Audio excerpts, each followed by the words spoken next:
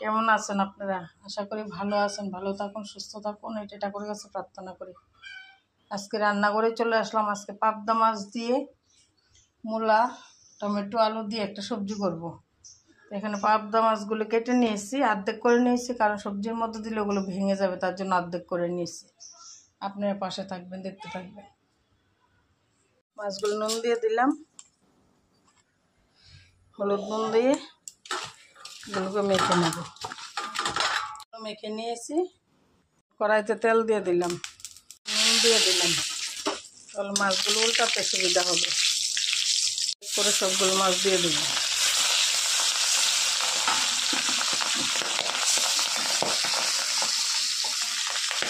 মাছগুলোকে উল্টে পাল্টে ভেজে নেব।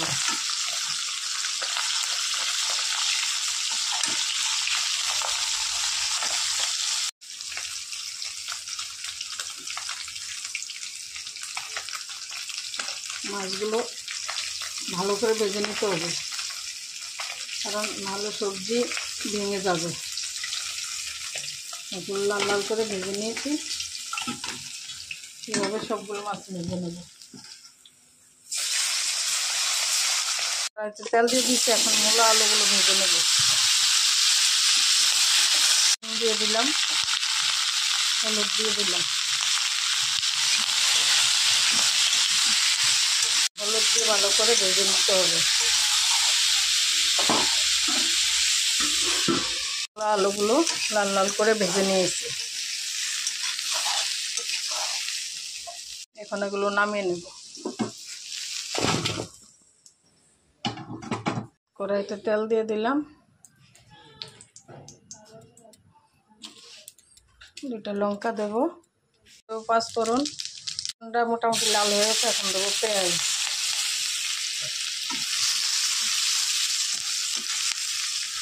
এখন মশলাটা দিয়ে দিলাম।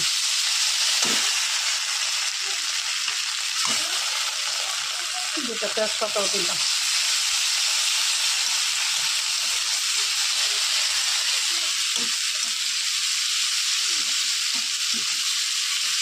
তেজপাতাটা আগে দিইনি, কারণ ভেঙে যাবে, তার জন্য পরে দিয়েছি তেজপাতা। মশলাটা কষানো হয়ে গেছে, এখন টমেটোগুলো দিয়ে দিলাম। টমেটোগুলোর মধ্যে নুন দিলাম, হালকা হলুদ দিলাম। টমেটোগুলো ভালো করে মশলার সঙ্গে কষিয়ে নেব। টমেটোগুলো হালকা ঢেকে দেব। মশলার সঙ্গে টমেটোটা কষিয়ে নিয়েছি, এখন সবজিগুলো দিয়ে দেবো। নেড়ে চেড়ে একটু কষিয়ে নেব মশলার সঙ্গে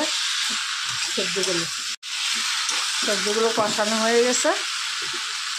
এখন প্রয়োজন মতো জল দিয়ে দেব।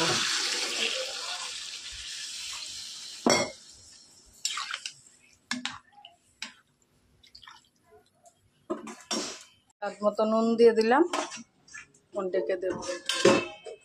ঝোলটা ফুটে উঠেছে, এখন এর মতো মাছগুলো দিয়ে দেব।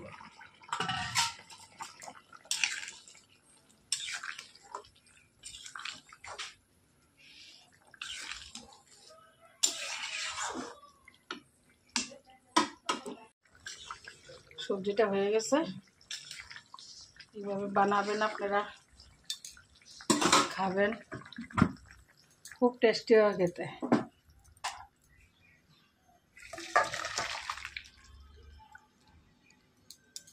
কমেন্ট করে বলবেন, যদি ভালো লাগে শেয়ার করে দিবেন, লাইক কমেন্ট শেয়ার করে দিবেন। ধন্যবাদ।